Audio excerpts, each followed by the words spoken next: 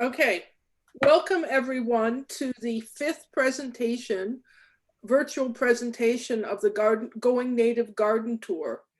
We're going to be having these once a month. Here are some of our other upcoming events.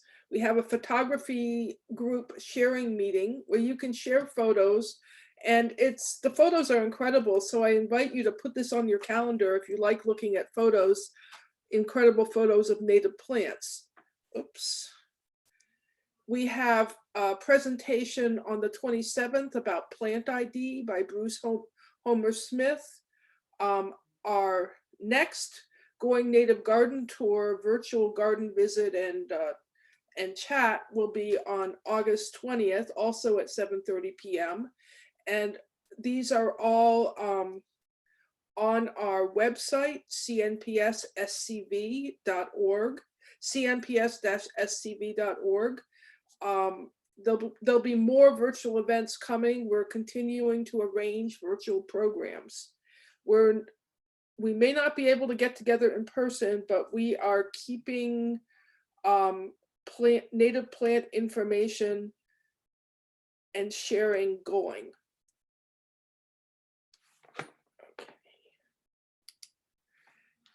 And you can get onto the news list by sending an email to the following thing, which I will try to put into the chat. It's very sensitive, this right now. And our nursery we have started up nursery sales again. It's available online. You can order online and plants will be delivered to your home. And that delivery is available between Belmont and San Jose. In addition to plants, we have GNGT t-shirts. So those are designs that we have available. And you can find a link to the nursery sales on our website, and there it is. And we have volunteers delivering your plants, and it will all be touch-free, and well, it will be done in a socially distanced way. Jeez. Okay, and we are looking for more, we're trying to have lots of virtual talks to make sure that we get information on native plants. We take advantage of this time to make sure that we're we're all becoming educated more and more about plants, sharing things about gardening. And so we're looking for people to help us. We have a host, we have Zoom co-hosts who basically sit and monitor the waiting room and chat, other behind the scenes. We get YouTube videos from all of our talks. They don't need a lot of editing, but somebody who's really handy with editing could volunteer. So if you're at home and you even have a few skills with this, we'd love to hear from you, either myself, Madeline Morrow, or Johanna Kwan. And this information is also on our website. So hoping to get some virtual volunteers to help us in this, in our virtual efforts. And by the way, I didn't introduce myself. I'm Madeline Morrow. I am the past president of our local chapter of California Native Plant Society, and I'm also on the Going Native Garden Tour steering committee. And the way we're going to work this is we're going to ask that people stay muted. We have a lot of people watching this, and so type your questions into the chat, and one of our moderators will read them to the presenters after each presentation. So if you have issues, type it into the chat. We'll be monitoring chat on both Zoom and YouTube. People can watch people are watching this either on Zoom or YouTube, there are ways to put, there's chat on both of them. So, yes. So, Monika, are you ready to start presenting? I will. Our first presenter is Monika Kress, and she grew up on a beef cattle farm in upstate New York, where she learned that it's hard work to pull weeds and grow things. So after that experience, she vowed to live in a condo she would never again have to pull weeds. But in 2010, she bought a little house in South San Jose. She fell in love with Santa Teresa County Park, which borders her backyard, which is very cool. Her interest is less in gardening and more in native plants.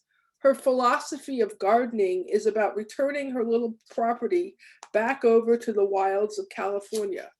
And she has actually found joy in pulling weeds once again. Take it away, Monika.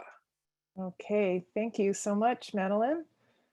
So let me share my screen here. Okay, you can hear me okay? Yeah, and Yes. You can see my screen okay? Okay, great. Well, I taught an online class this summer, and one of my special talents was talking when they couldn't see what was on my screen. So let me know if something goes wrong while I'm talking. So yeah, thank you for joining us this evening. I should start out with a disclaimer and let you all know that I basically have no idea what I'm doing when it comes to gardening. I'm the type that digs a few holes, plants a few plants, throws a bunch of seeds around and kind of sees what happens. And I've learned a bit over the years, and I will share some of my impressions just of being a novice and starting to get into native plants. But so anyway, let me show you, this is just my intro slide. Let me show you what we were starting with back in 2011 after we moved into this place. Oops. Let me advance my slide. Okay, so this is my backyard. So here's what we're looking at. We have our back to the house. We're looking out into what was the backyard when we moved in. You can see this very attractive dead cedar tree. And then I think these are some kind of, what are those, Italian cypress or something. But this is what we were dealing with. And all this is weeds. Beyond the fence here is Santa Teresa County Park. And it gets, this little patch back here gets mowed for weed abatement, but the whole thing was weeds. It was just a disaster. And so a few years after we moved in and had saved up a little bit of money, we had a landscaper come in and haul away the top 6 inches of topsoil from the entire backyard. And it was a huge, huge effort. And they trucked in fresh dirt, and I basically threw seeds everywhere, native plant seeds that I got mostly from Larner's Seeds. So here's the before, and then here's another before shot. This is in the back of the property looking at the back of our house. This is wisteria, and the whole entire property, including the house, is just 60 feet wide by 100 feet deep. So not a very big patch. And then here's the park. You can see where the big mower came through and disked under the weeds and stuff here on the other side of our fence. But by the time they go through, it's like this snowstorm of thistle seeds and whatever blowing into our garden. So after the reconstruction, and we had, let me just jump back. There was a little slope here, and we had that tiered. And then I literally just threw a bunch of seeds all over the place. We left the toyon and the coffee berry because I had learned those were native. So we left those in there, and everything else got ripped out. And so here was the first crack at, so we had the dirt, the old weedy dirt hauled away in the summer of 2016, and this is spring of 2017. Looking pretty good. Lots of all the bright pink here is Clarkia, and you can see some poppies coming through. The white is also a variety of Clarkia, and we also have the tidy tips and a couple other things in here. I put some of the the ruby buckwheat as well on here. So here's another shot of that. So one of the other things we put in is, you can see this grass here. This is, I forget the exact name, but it's one of the Monika species that's native to Mount Umunhum. And I bought that as just a little sprout from the Native Plant Society when they had one of their sales in, I guess it was in the fall, and I put it in, and then the next spring it was already looking like that. And we've got some Cleveland sage and a couple other things that I'll be showing some close-ups of. Here's a lilac verbena that is doing great. It got so big and then it kind of dried up and died off, and I wasn't really sure what to do with it. So I cut it like all the way back to the ground, and it came back, and it's maybe not quite that big, but it's doing pretty well. Here's on the right here is a ceanothus with very light blue flowers. I don't remember the variety, but it blooms beautifully in usually right around April or so. It looks really good. So here's the baby blue eyes and poppies. And so this picture would have been taken, I think this one was taken this past, like probably early May. Our location here in South San Jose is such that we get a lot of coastal type of weather. And so when the Native Plant Tour does their thing, usually in late April, it's just a week or two before my garden really blooms in the back. Like the front looks pretty good, but the back with the wildflowers wasn't quite going yet. And that's just a side effect of us being in a location where the fog pulls back relatively late in the day and sometimes not at all. So we have almost like Santa Cruz weather down where we are, especially in the spring. It can really go either way. April can be super hot, or it can be like very coastal. Here's a little bit later in the spring. We can see all this purple stuff here is Phacelia. And that was another thing I got from Larner Seeds. I just basically went to that website and just randomly grabbed 1 pound bags of everything and threw seeds all over the place. That's my kind of gardening. So here's the baby blue eyes looking great. You can see the wild mustard in the back. That stuff tries to sneak into my garden, but that's when my weed ripping skills come in handy. And in the front here, in the foreground, we have this beautiful Eriogonum arborescens, also a plant that I bought from one of the California Native Plant Society sales. Back here, we've got the grass, that Melica grass that's native to Mount Umunhum. It went absolutely crazy in my garden. Like this, I think, was last spring. And then this past year, and so it's spring of 2019, and this past spring, it was completely out of control. So here it looks still relatively orderly. It's like the baby blue eyes are where I pretty much first planted them, and the tidy tips spread everywhere. This in the center right here is coyote mint, and that also does extremely well. The poppies are just, they went everywhere. You plant like 2 of them and you have like 800 about, a few months later. But I love this grass. It's beautiful. I don't mind it going everywhere because it's supposed to be here. And so I'm happy that it's happy. So I just let it do its thing. And this is a picture I actually took today. I just wanted to let you all know that the garden still looks pretty good. We had to take out all of the dead, the annuals that pop up. So we got rid of all of those, but the coyote mint is still there. Here's a Cleveland sage. Here's a Diplocus aurantiacus grandiflora, I think this one is, but it just kind of grows all over the place. Here's an ashy leaf buckwheat that I got from a CNPS sale. And here is the arborescens, the Eriogonum arborescens here in the center. And that looks beautiful year round. I just cut the dead flowers off in the winter after they go chocolate brown. And then it comes back again the next year, even better. It looks great every year.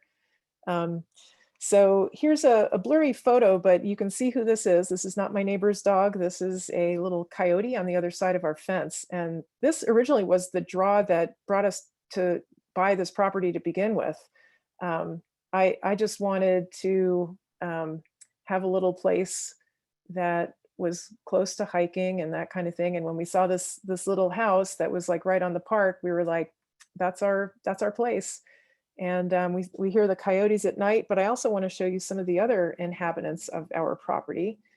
We have a lot of wild turkeys. So here's a wild turkey standing on my roof. We often see parades of them on the other side of our fence. Here's the wild turkey in the front here. You can see his little fan. So yeah, they walk up and down my street. It's pretty funny. So here's another resident of our neighborhood. I don't know if you can see this guy here. Here's a little zooming in on him. That's a bobcat, and another sign of a healthy ecosystem when you have these top predators. It's real neat to look in the backyard and see this guy. We've only seen him maybe once or twice during the 10 years that we live here, but I see them very often when I'm out hiking in the park, especially early in the morning. And of course we have deer, and they kind of look in and see if there's anything good to eat in our garden. And they're very disappointed when they hop over the fence and find there's nothing but buckwheat and toyon and stuff like that. And then they're like, I'll go eat the neighbor's roses instead. Here's another neat resident. It's a praying mantis on our door. Nice green praying mantis. This guy was probably about 4 or 5 inches long. This was a big one. And here's another beautiful resident of our neighborhood. This is a California king snake, and he was just kind of hanging out there. We let them do their thing. They're beautiful. They live here. They belong here, and so sure, why not? We have happy for whatever it is that he's eating, all the little rats and stuff that live in our neighborhood. And there's so many lizards here.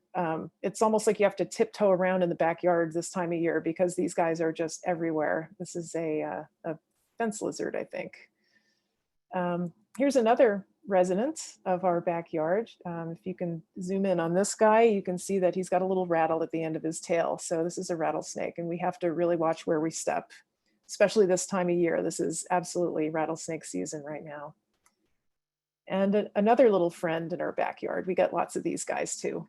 They're marching up and down the street. October is tarantula month around here. And he was taking up residence right near our back deck. And we've got hooded orioles, lots of them that live, they nest in the palm trees, and they come to our hummingbird feeders, and they feed on the neighbor's loquat tree. So we've got many nesting pairs. They come back every year, and they're around from March through right about this time in July. They'll probably be heading south again in a few days. Here's a little baby version of the hooded oriole. This little guy fell out of his nest. I found him sitting on the pavement unharmed. I picked him up and brought him to the wildlife rescue, and 3-4 months later, they returned him to us to set free back in with his pals. And so he continued hanging out with the rest of the gang here. It was really neat. Good little feel good experience there. So, all right, back to plants. So this is our front yard. The front yard, we did not have all the dirt schlepped away like we did with the back. And just keep an eye on the time here. In the front yard, we actually did that shortly after we moved in. And I learned that, native plants were a thing here in California. And I thought, oh, okay, that's kind of gardening I can get into, gardening motivated by, my environmental sort of part of my being.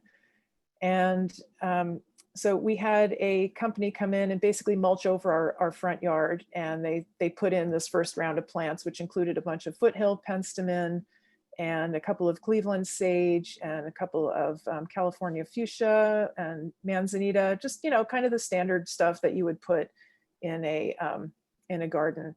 And some things did really well, some things did not. These coyote bushes here, the Baccharis pileolaris, these things got huge, and they're still there. They're some of the only things original to our garden of 2012. I think fall of 2012 we put this in, or maybe 2011. And so these guys are huge. They are habitats unto themselves. They're full of lizards. I mean, lizards hibernate under these things now that these things are 5 feet across. And these things were supposedly the dwarf version. We have the real thing in the, in the park behind our house. So, but this is what it looked like shortly after the plants were installed. And then here they are doing okay that first year, coming along pretty good. I should also point out that we have absolutely crummy clay soil. It's really hot out there in the summer. And even with the drip system, the plants really have to be pretty hardy. They take a beating out there, and the soil is just dreadful. We didn't amend it or anything. I just stick something in the ground and say, good luck, buddy. You're on your own. You're native. You're supposed to know how to do this. Don't rely on me to keep you going here. And so that basically is how we populated our front yard, and it's really come along. It's not all the same things. You can see Salvia microphylla, I believe this one is. This is a huge lilac verbena. Lilac verbena, absolutely love it here. I have one in my parking strip. It never gets any water, and the thing blooms constantly. People ask me if it's lantana. And I'm like, no, this is lilac verbena. Here's a beautiful foothill penstemon. These lasted for a few years. Unfortunately, these guys aren't there anymore. I did take a cutting and put it in the back, which is doing pretty well. So I guess this plant lives on in its clone in my backyard. Here's some, what are these guys here? The hummingbird sage, and hummingbirds do indeed like them. And they didn't really do that well. They lasted for like one season. They need a lot of water, and they don't appreciate all the sun that they get there. Unfortunately, I have them in a couple places that get a lot of shade. But other than that, they haven't really done that well here. I know in some people's places, they just can't get rid of it. It goes everywhere. And here's another shot. You can see the foothill penstemon doing great. And there's were these lilies. I would have to pour 6 inches of concrete to make these lilies not come up. So I'm like, okay, whatever. They don't get extra attention. They just keep coming. Here's another Diplocus aurantiacus here, and some more foothill penstemon. And this beautiful plant right here, this is a Shasta sulfur buckwheat, and it's still going strong. I actually planted that myself. There's no drip there or anything. It just grows and grows and grows. And the thing is about, at least 5 feet across now. And it's now at this time of year in its chocolate brown phase. Here we've got an apricot mallow, which I think is more native to the Mojave, but it absolutely loves our west-facing backyard right up against the house where it gets hot, hot, hot in the summer. And this thing will bloom all year long if you just dribble a little bit of water. Like I'll just throw the dog's dish of water, when I'm cleaning out the dog dish, like that's the only water this thing gets. And it makes these beautiful flowers all year long if you let it. Here's another shot of it. These are seeds this came from seeds that I got from the Theodore Payne Foundation. And then that's the whole plant. So here it is. It's out competing a little Carpenteria here and Toyon over here. But it just looks great, but it just gets beat on with sun all day long. It's about 4 feet tall. You see these things along the freeway in the Mojave Desert, and they do just great there. So not surprising that they like South San Jose in the summer.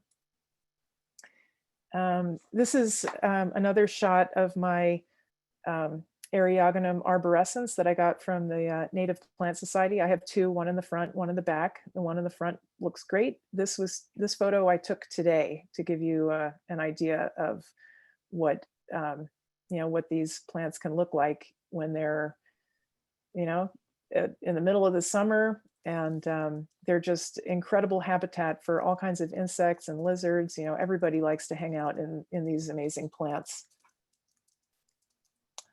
Okay, and here's some baby blue eyes. I think at this point, I've got like just random shots of flowers, a few close-up shots, and then I'd be happy to take some questions from you guys. Oh, these are baby blue eyes in my parking strip. Another another one of my, throw a bunch of seeds and see what happens kind of maneuvers. So there it is in the parking strip. Here they are in the back. So the baby blue eyes did really well in the backyard, and you can see all our invasive mustard in the back here. So this was taken this past spring, probably about April or so, late April. It gets to be this this lush. Here's a Carpenteria. It does okay, not great, but they do make some very nice yellow and white flowers. And here it is.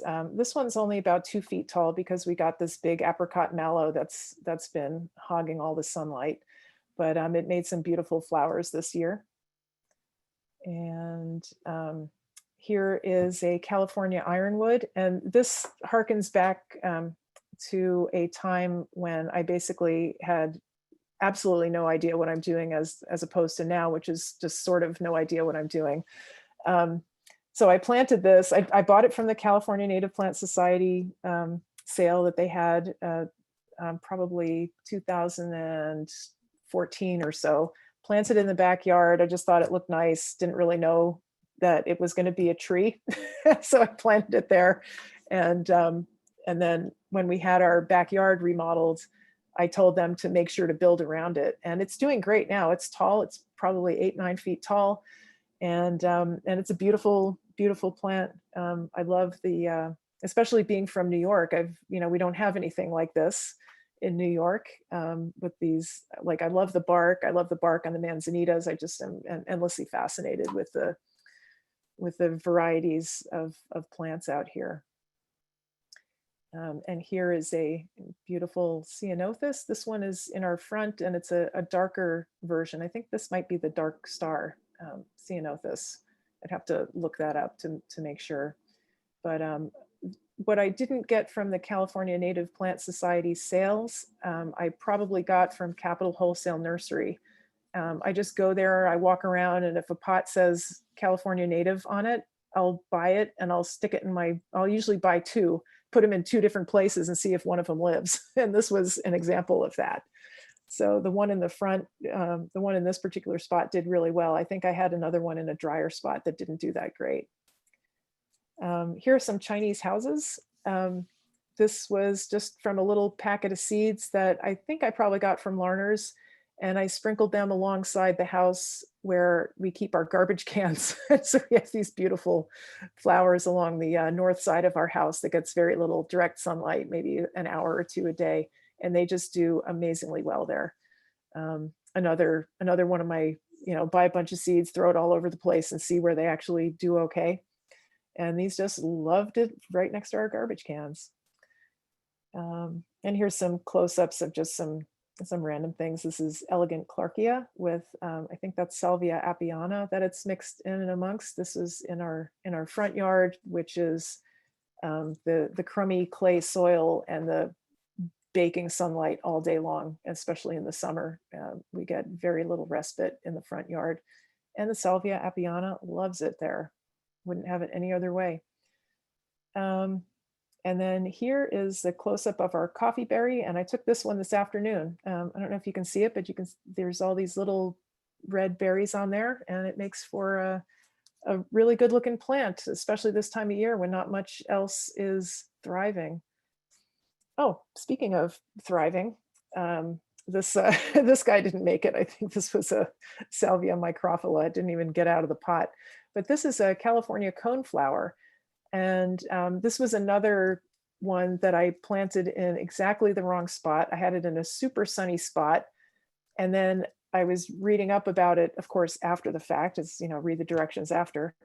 And I learned that it really likes to be in damp places. So I put it right where the water tap on the outside where it drips. And so it loves it there. And this picture I took today. So we have this beautiful California coneflower blooming again. It comes back year after year after year. It dies back all the way to the ground. You wouldn't think anything is there. And then in early July, next thing you know, this thing is just shooting up flowers. And here's a close-up of some coyote mint also blooming this time of year, if it gets water. Like as long as you keep dribbling a little bit of water on it, it'll keep making some flowers for you. And then we have a few things in pots. This is a Conejo buckwheat. It does really well in pot. A couple of different kinds of monkey flower. I think this is the jelly bean variety. And we also have a Salvia apiana up there. Here's the grandiflora. Did really well in my backyard. Its only problem was that the arborescence was crowding it out a little bit.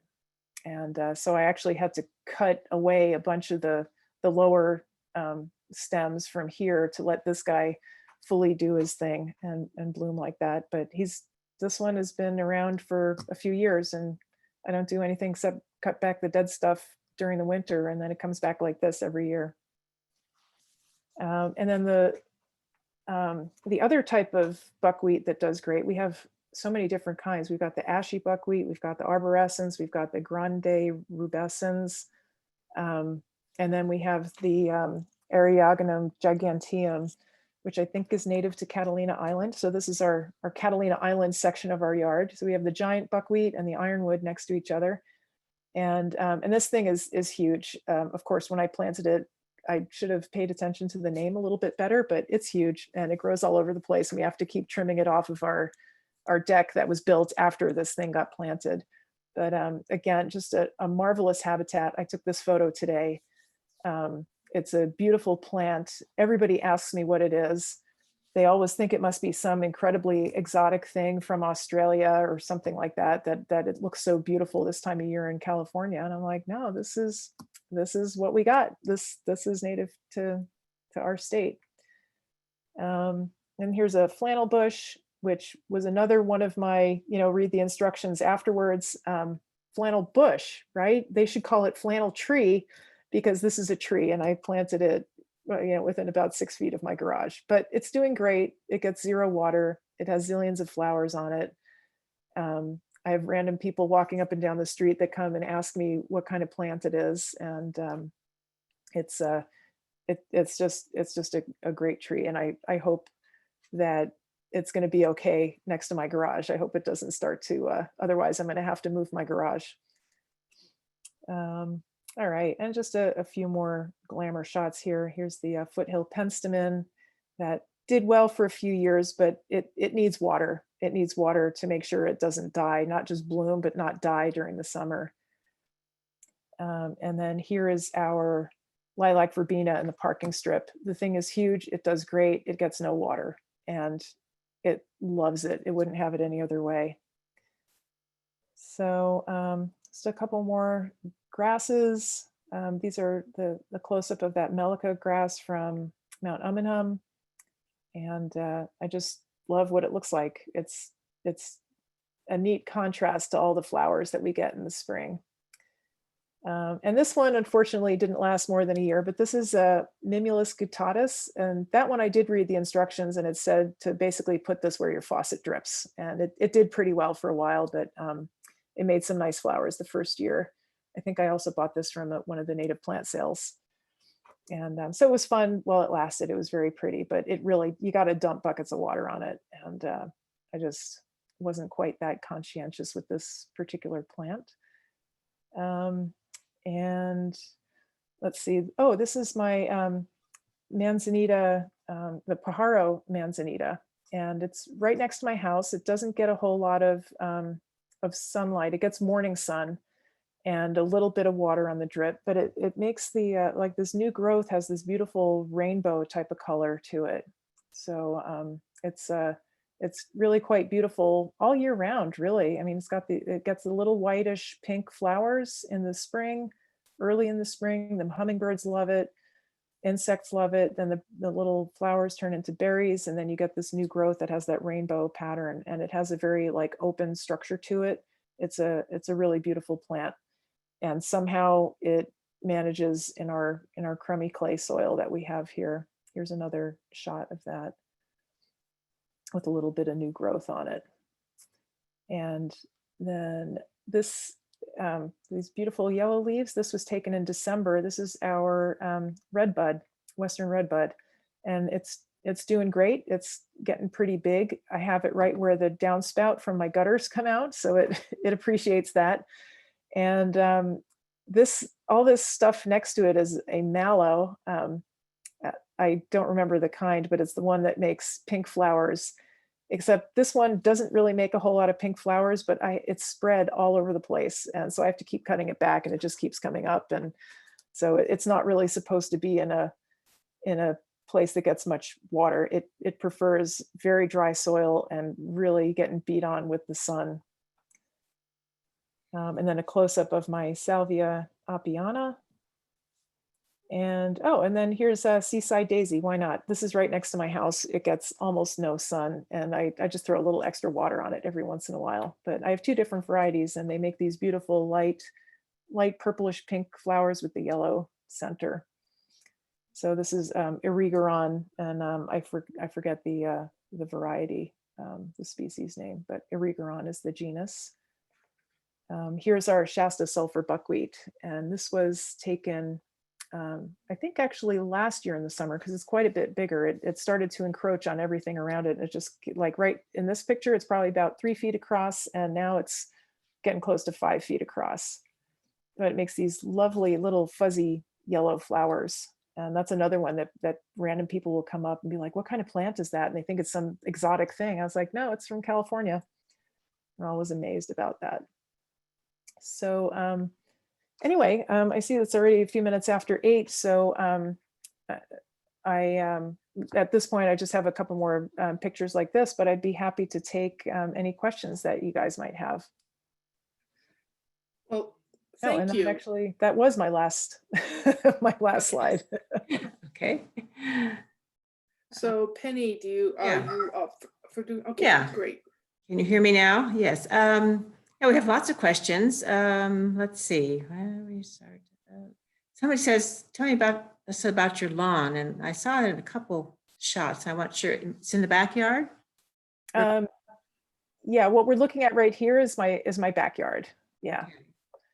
And someone wanted to know is your lawn native or? We actually looked into doing that because we were in this, got a 100% native, we're totally purists here. And then we saw how much that was going to cost on top of what we had already spent. And we're like, oh my God. So it can be done. It's not a huge area that has like plain old grass in it, but we've got a dog and the grandkids and, that kind of thing. And so, you need something for the kids to do a face plant on comfortably. And so we're like, okay, let's just get a little grassy patch there. Okay. And minimal water, it's got to make do with, with only a little bit of water, but that was our one concession from being like 100% native. Okay. The next question was, how often do you water the garden?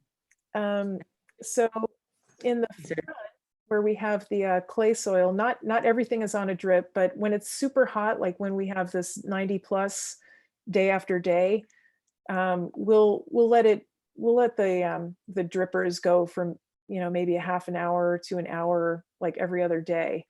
But when it's just normal weather like this, that we had a high of like 82 or something today, don't bother. So maybe just a few times during the real hot spells, and the back gets almost nothing. The stuff in pots will, take a watering can and put a little on that, but in the back, very, very little. So the sage seems to do just fine. I don't know if there's something just better about the dirt that we had shipped in, that it retains moisture a little bit better, or somehow the plants were able to get their roots deeper than they can in our front, which is just the clay. But the back, but again, we're not letting this thing drip for an hour every day. Yeah. Okay. All right. And a couple of questions about living next to a wild area. You worry about mixing species from different parts of California with the native plants in the park. Yeah. So that was something that I had worried a little bit about, but then when you look at the park, especially this particular park, this was ranch land up until, probably the 1950s or 60s, when they turned it into neighborhoods. And so the entire park, Santa Teresa County Park, historically had been, after it, of course, was taken from the native people who are indigenous to this area, it was ranched. And just all kinds of invasive stuff brought in to feed the animals. So all this various invasive grasses for cattle to graze on. So the park is a mess in terms of it being completely overrun with invasive species. And if I was right next to like federal land, like a national park, or deep in the Santa Cruz Mountains that had not received all these invasive species, I would probably be a little bit more careful about mixing things. But if a few of my poppies hop over the fence, and they actually did, then maybe those aren't the exact species that's native to there, but there's relatively few of native plants, especially this close to civilization. In fact, the strip right behind us is actually owned by I think the Water District, and it's not officially county park. Like, this thing that they mow every year is just that invasive mess of the mustard and thistle and grasses, invasive grasses and stuff. So a couple of my non-native poppies are not going to destroy that ecosystem, I don't think. That leads right into the next question about you get lots of seeds blown into your yard from mustard. And a few of mine escape, and a couple of my poppies or Phacelia made it over to the other side of the fence. Like, I'd be cheering them on. They're they're going to have to outcompete the thistle and the what do you call that tall? I mean, there's tarweed or whatever, all the stuff that you find along hemlock back there too. Yeah, that tall, is that tall white flowered one? Yeah. Yes, we have huge amounts of that. It basically, the stuff you find in the median of the freeway, that is what we've got in the back there. So do you have much that you have to pull out of your yard, or does? Oh yeah. Okay. Yeah. So especially now, the first year, I was very pleased to see all the Phacelia and poppies, and like, I just dumped, like, literally I would buy these pound bags from Larner's and just throw it everywhere. But now I'm starting to get these thistle, and I can recognize them really well, like even when they're just little tiny. So I do a lot of just kind of ripping them out. It's kind of turning into like a good form of therapy for me. Get out okay, like, I'm gonna get you guys. And I also will climb on the other side of my fence and get those thistles before they go to seed. Yes. And that's also extremely satisfying to get those guys. Yeah. Okay. Let's see, what else do we have here? Talking about your lizard, somebody said that it was an alligator lizard, not a alligator. Okay, yeah, we've got alligator lizards, we've got fence lizards, and all kinds of critters. And let's see, what's the manzanita in the front? Do you know what variety that is? It's looking really. Well, it's the Pajaro manzanita. I don't know if there's some kind of subspecies of it. Okay. But it was that was actually one of the original ones when we had a landscaper come in and put the plants in for us and mulched it over, and because we didn't really know what we were doing. In retrospect, I wouldn't have mulched so heavily, because it's pretty deep, and we actually spend a lot of time now throwing the mulch in the street to get hauled away, because mulch is also a hazard to have, go figure, dry wood right next to your house. That's not a good idea, especially where we are. I mean, we had a fire here in Santa Teresa County Park last year where we could see the flames. We just had to walk like less than a block down the street and we could see flames, and we were like, okay. Right, yeah. So be glad they mow back behind you, really. Yes, it's another thing to be thankful for. A comment that says Salvia microphylla isn't native. I'm not sure if that's. That is true. I think it might be native to Mexico. Okay. But it looks nice and the hummingbirds like it, and Mexico is close enough. I'm not going to take it out. That was another one where back before I knew what I was doing, and I was like, oh, salvia's from California. And the next thing you know, I've got like salvia from all over the planet in my backyard. And so there were a couple that I didn't necessarily rip it out. When it died, I just wasn't that sad when it died. Okay, all right. And then a comment from our resident Ceanothus expert says he thinks your Ceanothus is either Concha or Joyce Coulter. Oh, okay. Is that the lighter one in my backyard or the dark one in my front yard? I think the lighter one, this was early on. Okay. Okay, that's good to know. Because that was another one that when I got it, I was like, oh, this is so nice, this little bush, and now it's like it's a tree, basically. Like, okay. It's kind of fun to just see what turns into what. You know, you just buy this little pot with, California native on it and see what happens. And then we have a question again about when was the garden installed? I know the Oh, front okay. than the back. Yeah, so the front was done, I think it was fall of 2011, and the backyard with all the terracing and the huge, hauling away all the weedy dirt, that was done in 2016. Okay. All right. And lots of comments about how beautiful your garden is, and thank you for. Oh, well, thank you. Thanks for And everybody's interest. and then there's a comment, just a Malva, I can't pronounce it, surgeon folia. Actually, I think it was possibly Malacothamnus jonesii. That's what I was thinking. Oh, Right. is that mystery mallow in my front yard? Yeah, Yeah. like pink one. Yeah. Because I remember I had that in my yard too. It was pink Mhm. and it went everywhere. Yeah, Wow. you're probably right. Yeah. And if you want to hide a horrible chain link fence, it works fine. Ah, okay.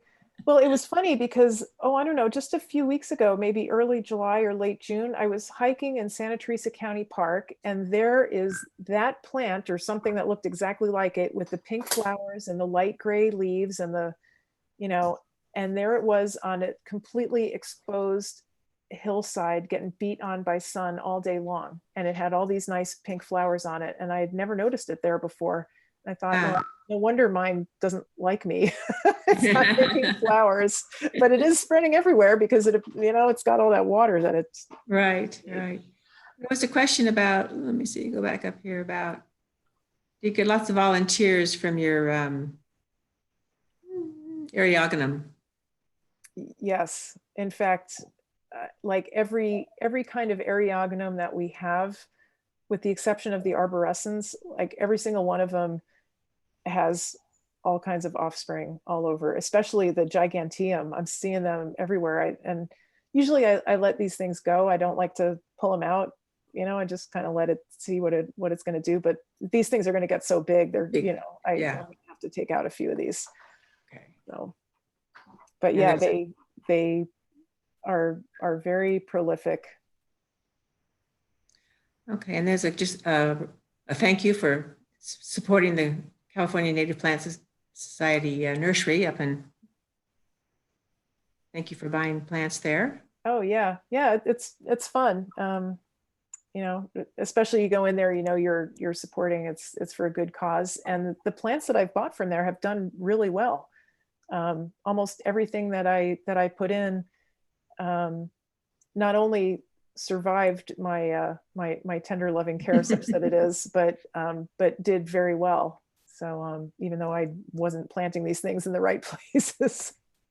Well, they're grown with love. So yes.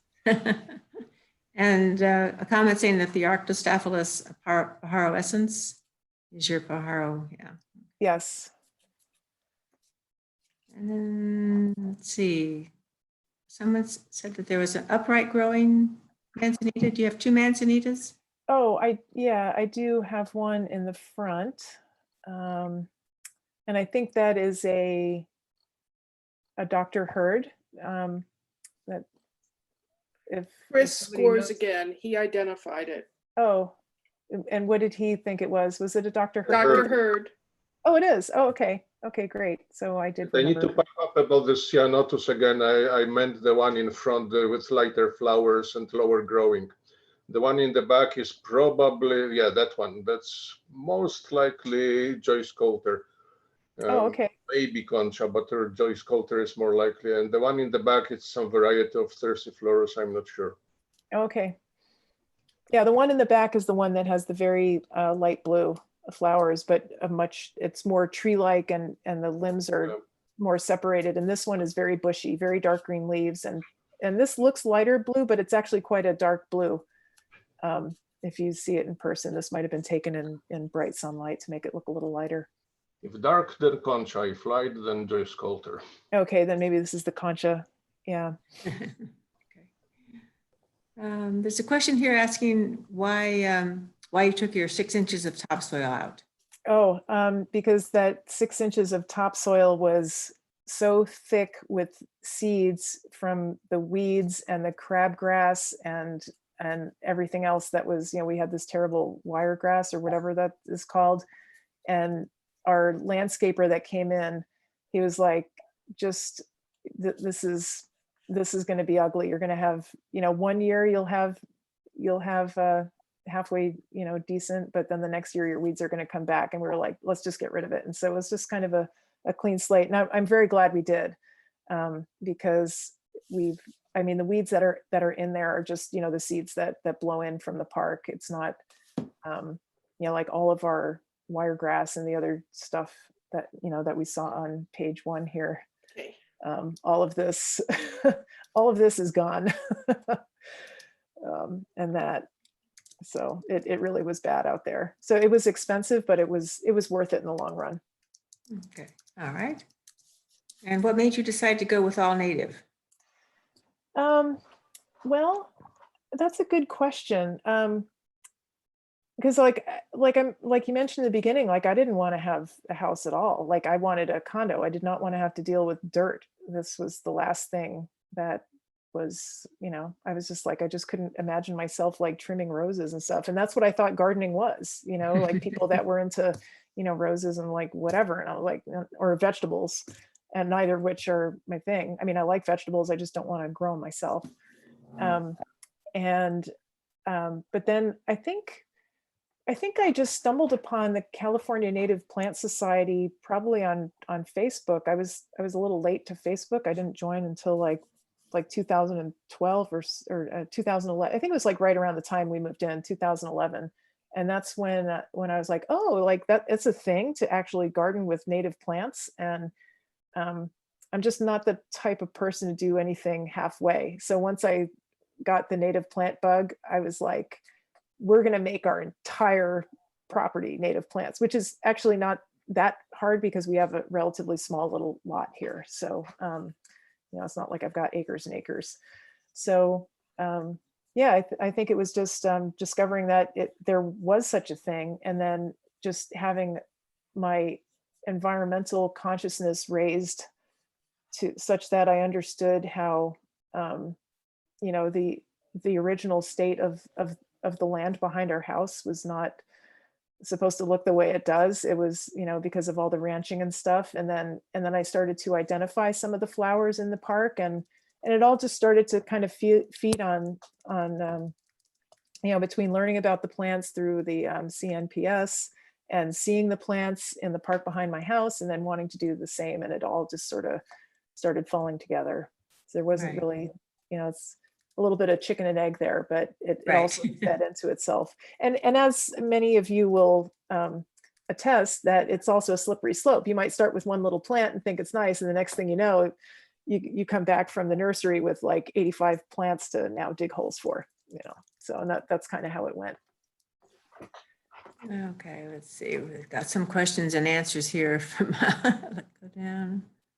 Somebody wanted to know what the blue plant was next to the garage. I don't know if that was the ceanothus or. Yeah, the blue one next to my garage, probably the ceanothus. Yeah. Yeah, there were two things that I planted too close to my garage. One was the flannel bush, also known as the flannel tree, and ceanothus. So that must be what it is, unless they're referring to the low growing one, which was the foothill penstemon, which is more of a dark purple. Right. So I don't know if this was, yeah. So this is, I think this was before we put the ceanothus, or this was the ceanothus when it was smaller. So this is a few years ago. Mhm. And this is the foothill penstemon, and this is a giant buckwheat. Okay. And here's some more foothill penstemon here. And the California fuchsia, this lighter green thing here. Okay. And then I have a comment here that the mallow that you saw in Santa Teresa Park is probably a different variety, or maybe a rare one Oh, okay. that they But some kind of words and they mallow. made. Yeah, Okay, the one that we thought was my Jonesy eye. And okay. fire followers and maybe on serpentine. Do you know if there's serpentine back there? Oh, it's very, yeah, it's very heavily serpentine soil, All right. which is another thing, like in our, you know, on our property is this, the soils are heavily serpentine. In the backyard, now that we had other stuff brought in, you know, the other plants can do, but the serpentine can actually make it difficult for otherwise, you know, California natives to Right. to thrive, which is why I'm surprised we're having as much success as we do in our front, because our front is the, you know, whatever soil was there when we moved in. Okay, I think that's the end of the questions. Well, It's the Malacca yeah, well- family's Holly Hall's bush mallow is the rare plant found in the Santa Teresa County Park. Oh, okay. Well, thank you very much, Monica. And now we're going to move on to our next presentation. And also, I just want to let people know that we copy the chat and we can send it to the presenters so you can see all the really nice comments that Oh, people great. made. So Okay. All right, great. So I can stop share if you want, or do we have the next person ready to go, or?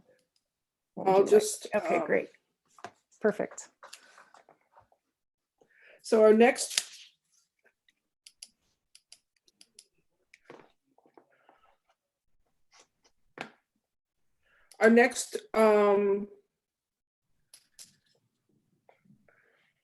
I thought we had it here, but yes, our next presenter is Nancy Neff, and Stephanie Morris is going to be helping her out.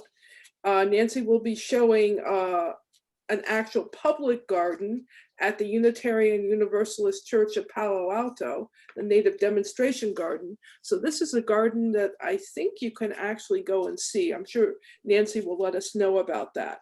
So Nancy Neff has been the chair of the garden committee at the UU Church of Palo Alto for several years. So her education in gardening with native plants comes mainly from CNPS lectures and from volunteering at the CNPS nursery that we have at Hidden Villa. And she's also continuing to learn from Glenda Jones, who is a professional gardener and co-chair of that garden committee at the Unitarian Church. When she's not gardening, Nancy's primary volunteer work is with California Clean Money Campaign. Stephanie Morris has been working in the field of landscape architecture for 25 years. She grew up in San Jose and attended Cal Poly San Luis Obispo, graduating in '95. As a child, she loved gardening with her father, hiking, art, and science. So landscape architecture seemed to be a great way to combine all of her interests. At Cal Poly, an inspiring California native plants class taught her more about California's plant communities. Stephanie decided to make it her focus to design with California native plants and learn from many mentors from CNPS along the way. And she has been a great, she's contributed so much to our local CNPS chapter. She enjoys creating designs that respond to aesthetics, functionality, and ecology, with an emphasis on native plants, healthy soil, water conservation, and environmentally conscious materials. So let's see, whoever is Nancy, the, ready for me to Nancy. share my screen? yes, please. Okay. Hi, everybody. Share screen. Now I got to figure out how to get to where I want to be. Share screen. Where's the button that's checked off? Okay. Remember to optimize, please. I got the thing. Yeah, I got that thing checked. Here we go. So I'm just going to show you a few before pictures before we start. Here is the way it looked in 2009 with low juniper here and high juniper here, and a committee was formed in about 2012 to called the Curb Appeal Committee, to make it look more attractive and welcoming, and to make it visible that there was actually something going on back here where the church and the people are. And this is just another view of the front. We built a little playground here, and then this was still all juniper.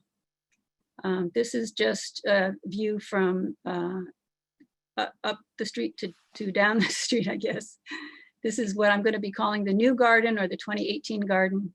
And this was the mess that the city made that made us have to do that garden, which I wanted to do anyway. And these are just 2 examples of, this is Stephanie's beautiful professional drawing of the plan that she made for our front garden. I call this the front garden. And this is my yellow, different colors Post-its on graph paper. That's how I designed my section of the garden. So what we're going to look at now is a video put together by Cynthia Gingrich, who did a beautiful job. We're calling this the Midsummer Garden because this is all just in the last week. These pictures and videos are from the past week. And we can talk during it. Why don't you make it bigger? Oh yeah, sorry, I forgot about that. Thank you for the, where do I find that full screen thingy? Oh, there it is. Sorry about that. Okay, so you saw the redwoods, there's a little oxalis there. The redwoods were a gift to the church in the 1950s when it was built, and they're very gorgeous, although we do have to water them because it's really not their habitat here. So here's an overview of the front garden. The hardscape was designed by Ron Benoit, and the landscape, the softscape, all the plants, fortunately, we had Stephanie Morris to design it. Do you want to make any comments right now, Stephanie? I'm just kind of watching. Watching. Yeah, it's nice to see all that California fuchsia down there blooming red right now. Yep, that's the main, that and the Areoanum are the main bloomers right now. The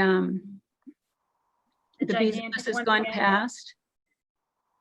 This is the stony area in the front, is this very formal little part right in front of the church, and that's really well appreciated. Some of the initial plants there, like the penstemon, lasted a few years, but we've replaced it with other things.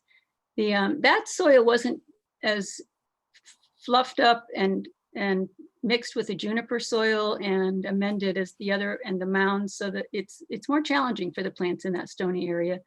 But we have some that are making it. That's a desert willow in that planter.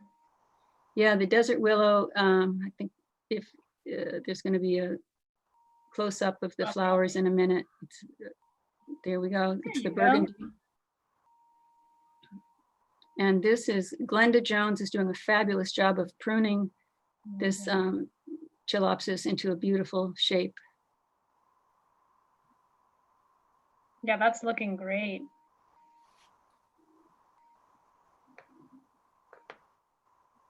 This whole garden was drip watered, and except for around the trees, which is spray. And we got this main part of this garden down to every 4 weeks a couple years ago, but then I put in some new plants. Here's the arborescens, and decided that we needed to water more often until the new plants get more established. Here's our Dr. Hurd that will be as it grows, be the, our little tree for around the labyrinth. We're looking from inside the labyrinth now at this Muhlenberg erigens, the deer grass. Just on the left, you can see, well, it's gone by already. I'll show you later. There's going to be a close-up. We've planted a valley oak right next to the labyrinth so that we'll have some shade there in about 40 years.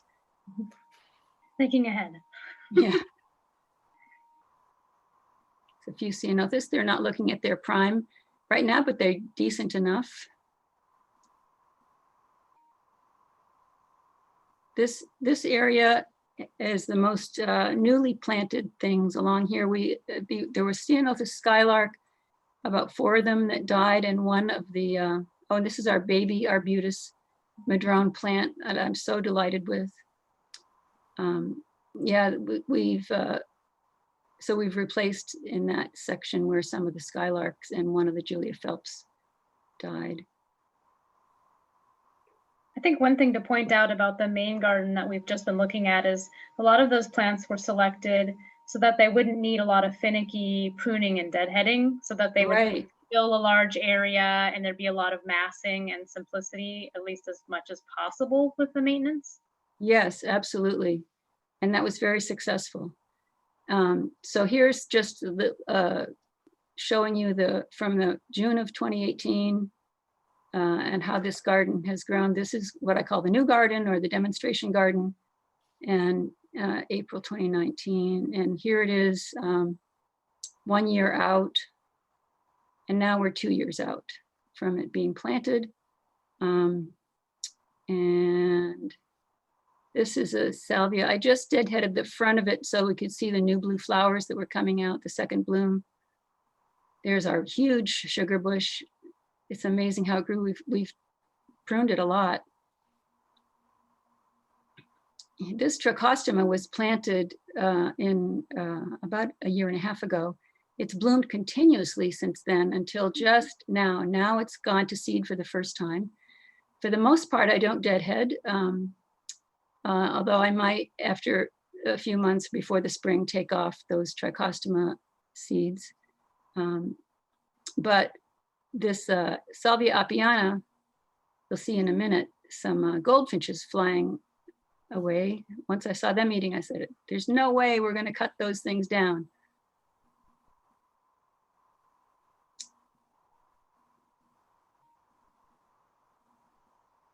I think they're beautiful anyway, even, you know, throughout all their brown stages.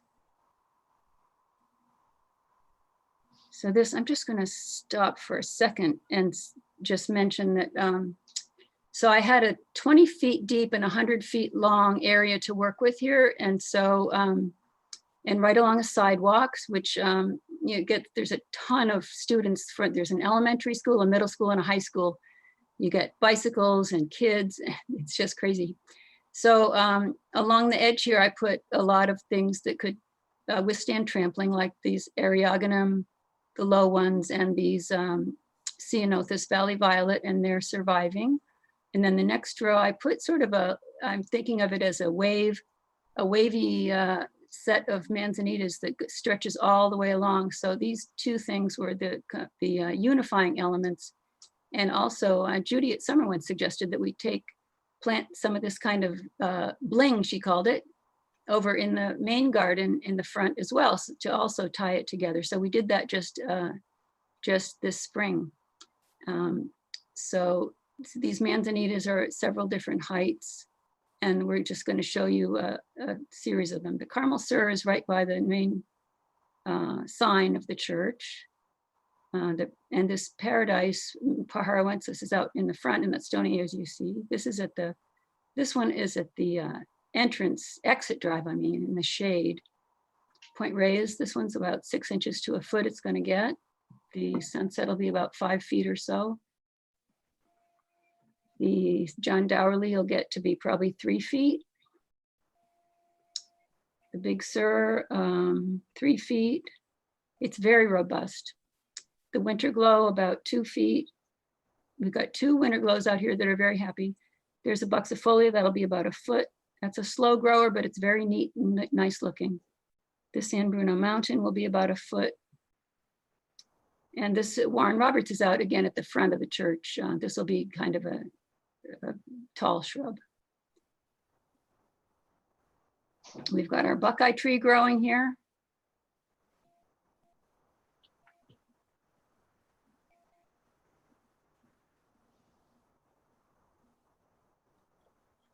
This Blu-ray is going to be about, it says, I think 15 by 15 in the book. The Toyon is very happy. The Anchor Bay is very happy.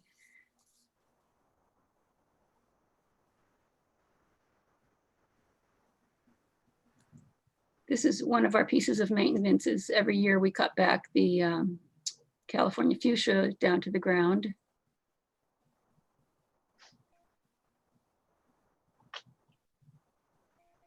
I love the Muhlenbergia, and you don't have to do a thing to it.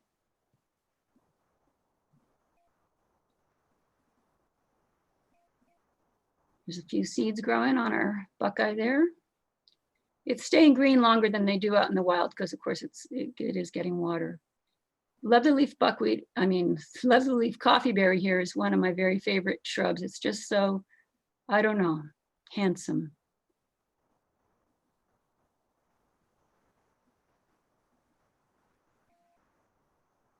And there's also an Eve case growing there. In the sun, it keeps a very neat rounded form. And then we have one in the shade in the back that's very sprawling and tall.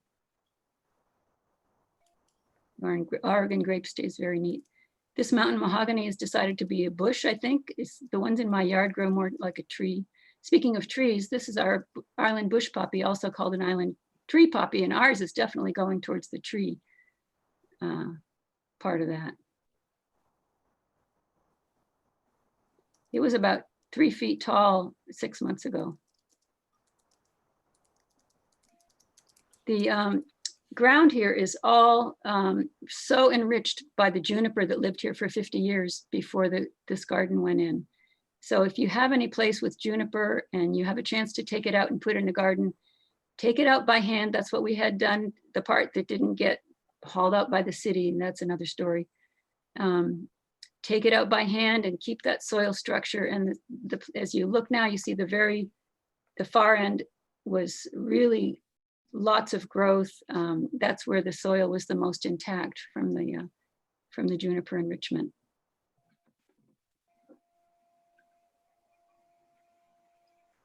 I wish we could smell this Winifred Gilman. It's the most potent sage and it smells wonderful. The hedge nettle is not at its prime. We have cut it back once. We probably should cut it back again. It spreads quite happily. This, you can't tell from looking at this picture, but this is really only a couple inches tall. And it's great. It's a great tight knit ground cover. We never have to do a thing to it. It stays looking good all year.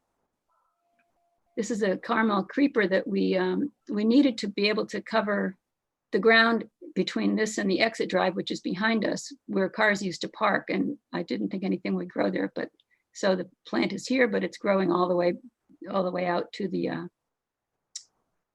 exit drive. This quail bush, there's 2 of them here. I planted these. I planted 4 of them about, I don't know, maybe 8 or 9 years ago. And 2 of them did survive all the construction that happened. And then it was again for screening for the playground. This is the parking strip. So we planted some tough stuff out there. These Eriogonum fasciculatum, they've only been in there like 6 months. They're so happy. And the aster, it's all enclosed in cement on every side in the parking strip. So it'll be able to spread it to its heart delight. This spiny redberry was very sparse when it went in, but now 2 years out, it's nice and full.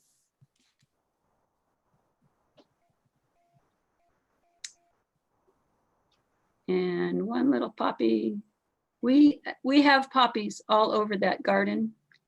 And so in the spring, it's gorgeous orange poppies all over the place. And then we spend the next 3 months, let me go switch this out. I'm gonna put up photos for us to look at. I'm gonna turn it into a slideshow and let them go by while we talk about either what we've seen already or what's going by or anything you want. I'm gonna go slideshow and there we go. Let it go by. I was in the middle of saying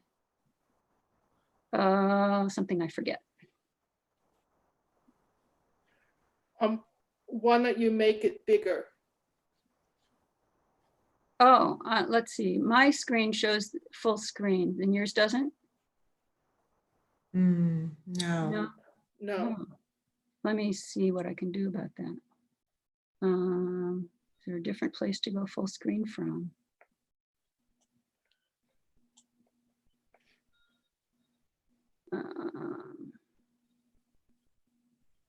Now I don't know where I did go full screen from. Where is it? Maybe if I go back to here. Let's see. Oh, full screen up there. And play. Where is that? Sorry. Trying to find things. Slideshow. Okay, we'll just let that go now. Is that full screen for you now? Yes, well, it's good enough. Oh, okay, sorry about that. Oh, activity. Oh, I put the dates here. So this slideshow, I wanted to put the flowers that aren't in bloom in July. So this is taking us through the year. Here's what's in bloom, and there's something in bloom every month of the year at church. So I used a lot more species in this part of the garden than we did in the main part of the garden, as I wanted to be like a demonstration garden, you know, because it's so public right along the sidewalk, people can come anytime. We've got signs on a lot of the plants. Some of them do need to be replaced. They've disappeared, but I just, you know, see it as a very educational opportunity for the public here.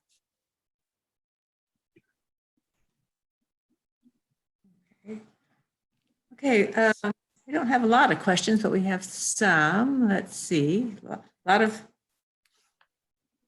thanking you for the beautiful garden.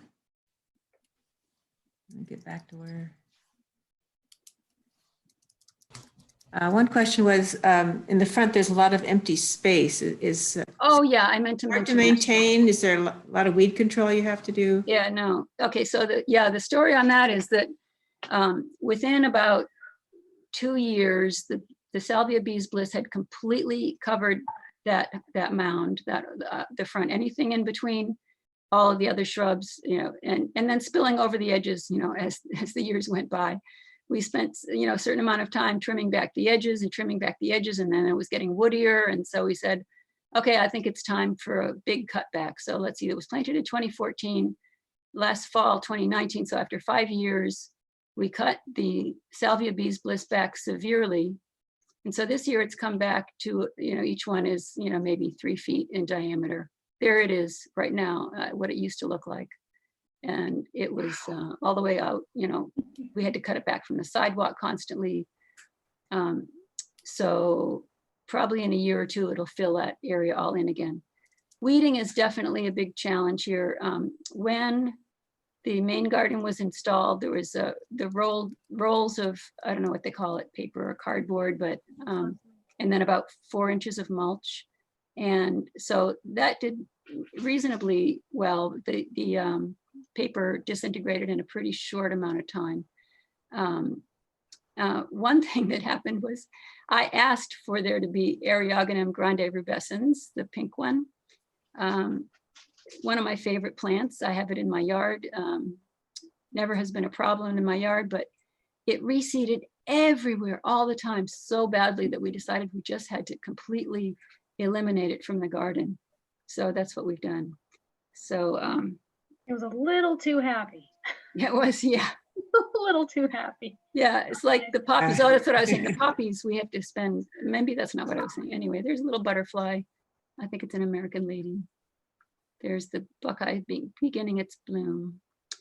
Yeah, so we have a few volunteers that come every Thursday. We have a work day at the church, and Glenda Jones is my main co-gardener. She's there every week, and she does a tremendous amount of work around the church and the garden, and advising me as well.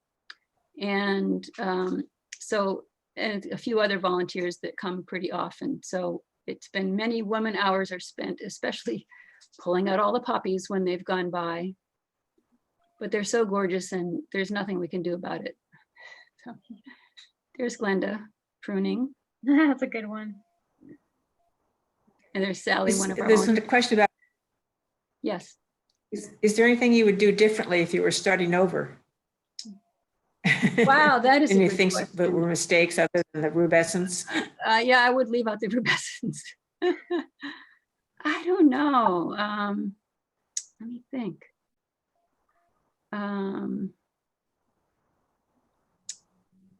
Gosh, oh, this is the November 2019. That was just last November, and it's grown up into that huge thing. It's taller than I am now. Do differently. I don't know.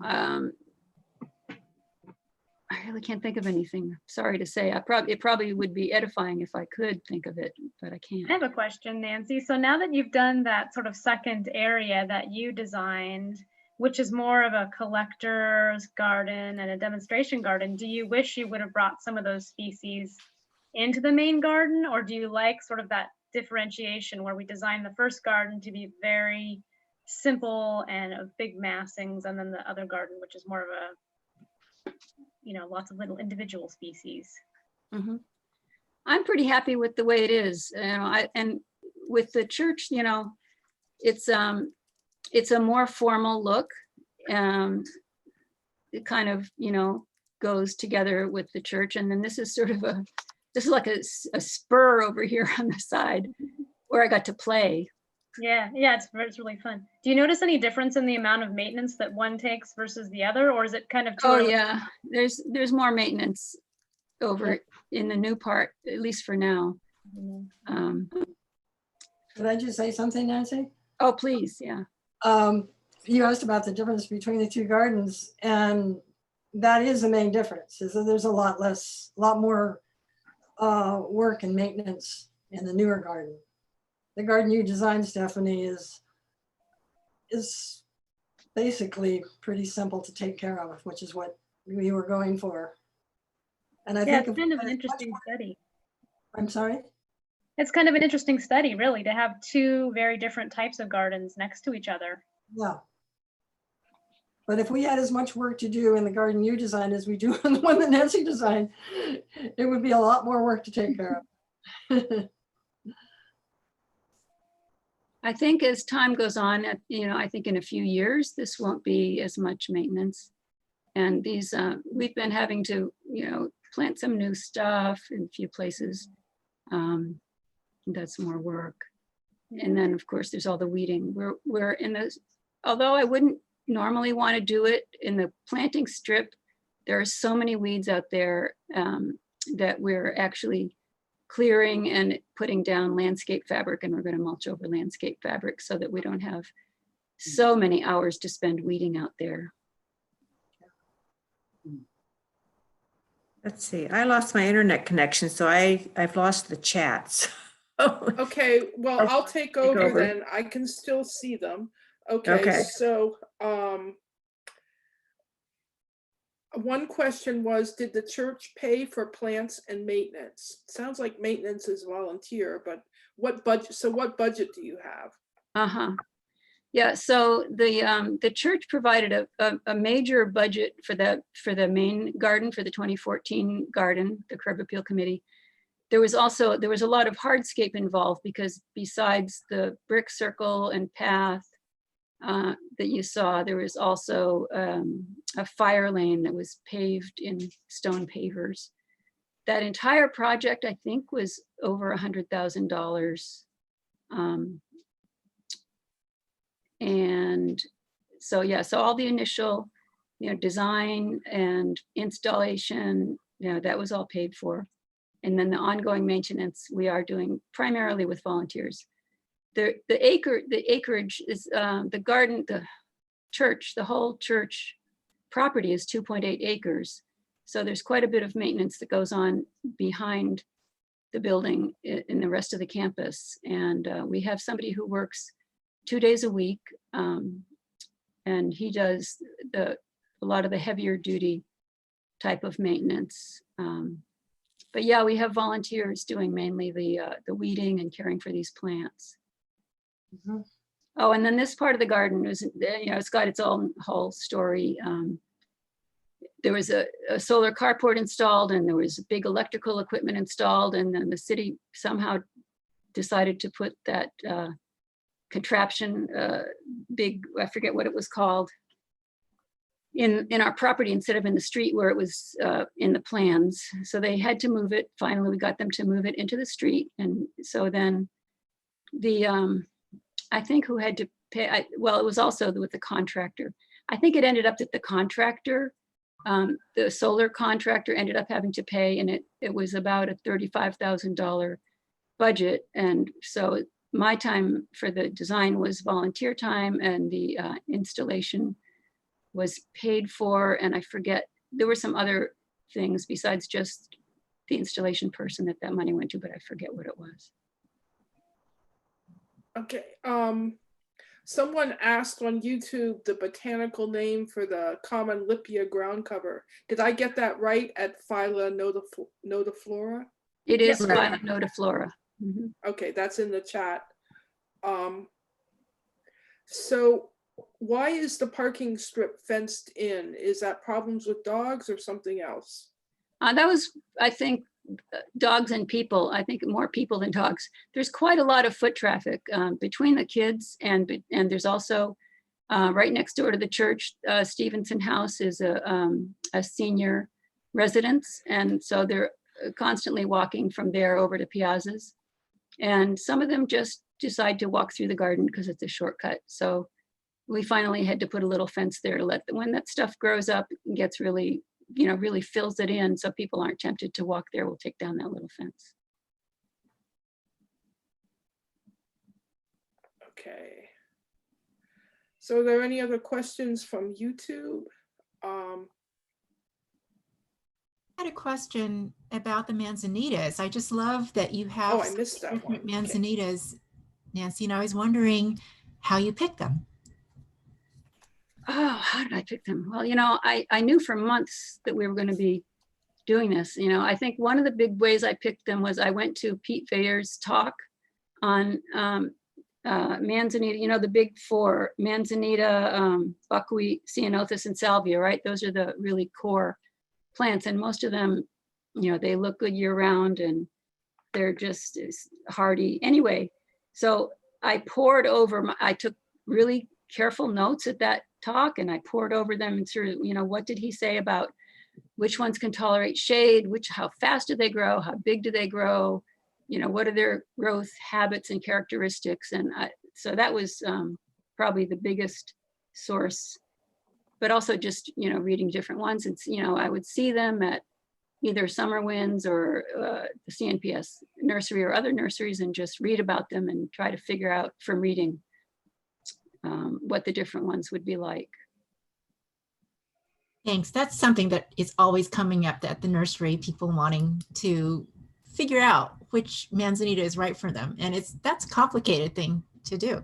It is complicated. Yeah. So, yeah. And also, planning that garden, since we're putting in the buckeye tree, I also had a plan for when the buckeye tree gets bigger, these things are going to be shaded. So what things can I plant close to it? They're going to tolerate shade better than some of the other things that are really full sun plants. Okay. Oh, sorry, go ahead, Madeline. Oh, I was wondering what the globe-shaped agave was in that stone border. Right. Yeah. So that's not a native.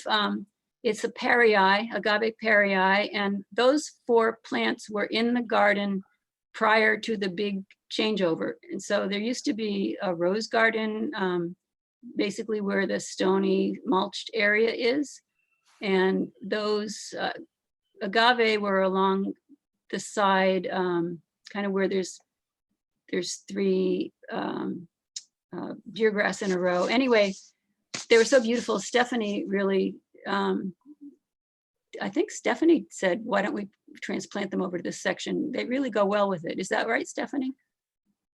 Which ones were those? I was answering. The agave perii, the four of them that Oh were yeah, yep, transplanted. that's right. We had those on site, and we were looking for something to do in that garden, sort of right up in the front of the church where we put the cobbles. So we moved those over there. Those are fabulous, except for they grow so many babies. So every so often, it's a big project.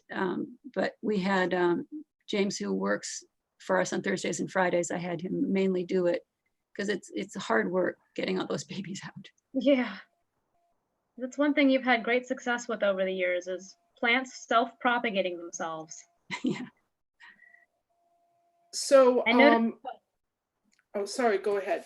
I was going to say, I noticed somebody on the chat suggested sort of re-cardboard sheet mulching the parking strip again. I'm assuming you considered that as well before resorting to the weed fabric.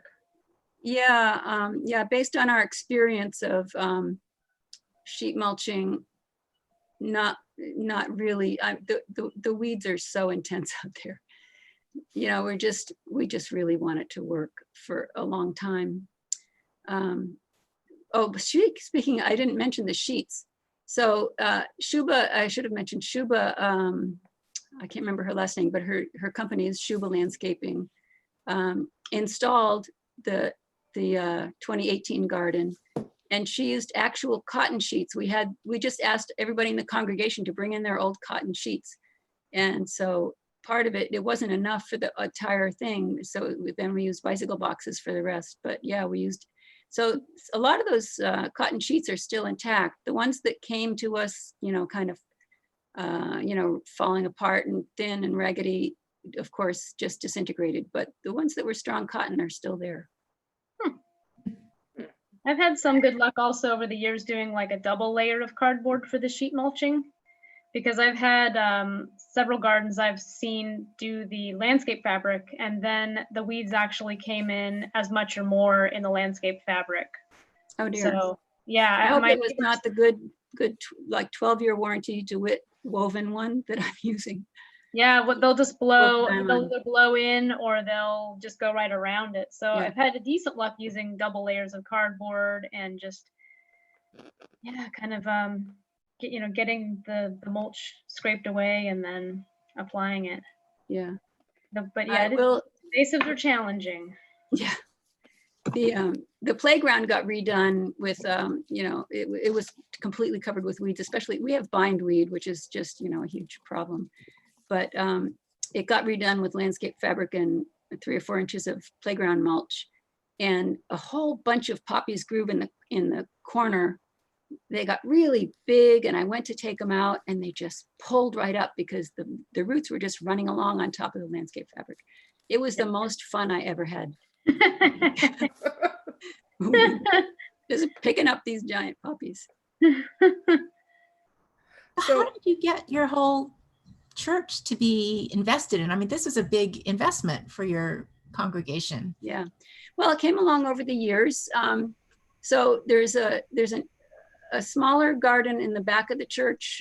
It's called the Till Evans Garden, and I got onto the committee that was doing that. I kind of heard about the committee doing that, and I just kind of got my way onto it and started talking about using native plants. And so we used about maybe half native plants in that garden back there, and people started getting used to the idea. And I think, you know, I'll mention one of the 7 principles of the Unitarian Universalist Church is respect for the interdependent web of existence of which we are all a part. So there is a great environmental consciousness among all the people in the congregation. And it doesn't take much to convince them that, you know, if we're going to plant something, we should plant natives.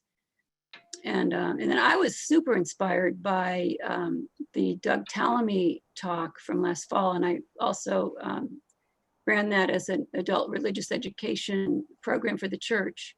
And, you know, just really driving home how super important it is for people to make their yards native plants, as I'm speaking to the choir right here. But anyway, yeah. And the project, the main garden, where it was a big commitment of money, you know, the church decided that they really wanted to, as I said, change the curb appeal. And they had money in the capital fund, and they decided they could do it. That's wonderful. We had a question about what wildlife is attracted, and Stephanie answered that, but I was just going to read it because I'm not sure if everyone can see the chat. And so she said that there's a list which Oh, is let me see in if the I can chat. make that come up. Anyway, if you go to our GNGT.org and go to the UU Church PA, which is the garden, you can see the list, but you know, birds, butterflies, honeybees, native bees. I'm just curious if you've ever seen anything bigger in your urban garden like coyotes. No, I haven't seen coyotes. You know, I mean, we just, you know, bees constantly. There's one of the associate minister for religious education keeps a list of birds that he sees. He's got, I don't know, maybe 25 or 30 birds probably on the list. There's a bluebird box. We had it's right in that garden, and we just had a family of bluebirds that have fledged. Yeah, but it is mainly bees, butterflies, birds.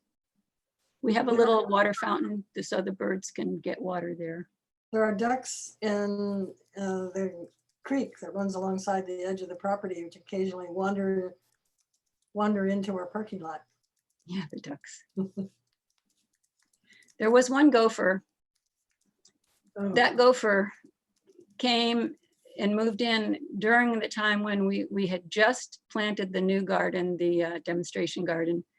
And that gopher dug in and pulled down and ate and destroyed the first Dendromicon harfortii that was over in that same place that we planted another one.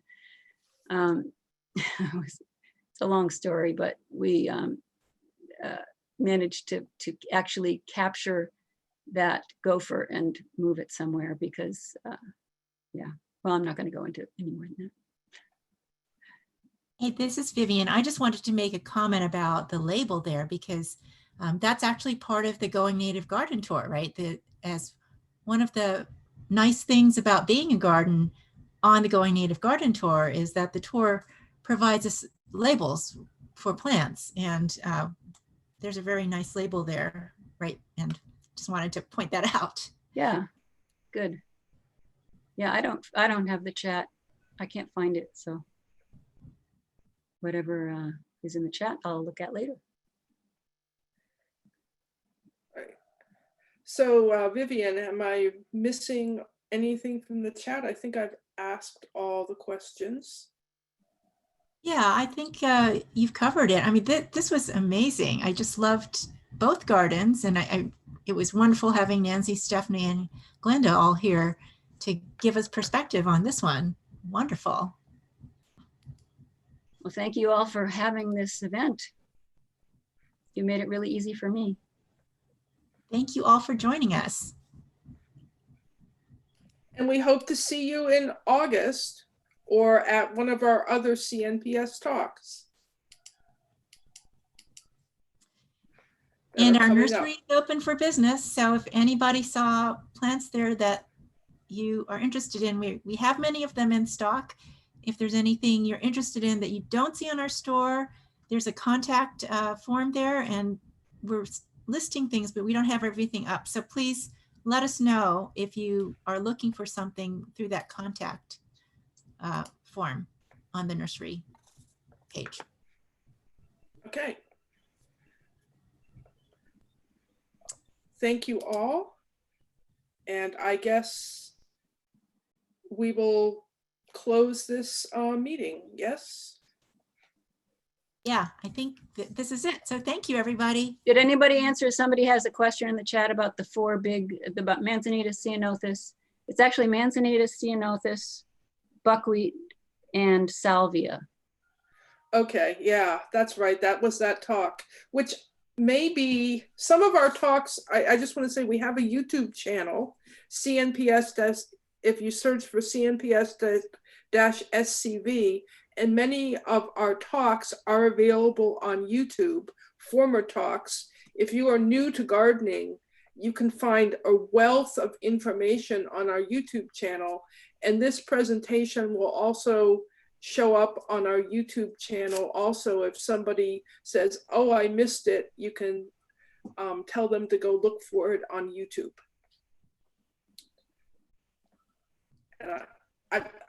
They didn't all get there, the past ones, but it's worth taking a look.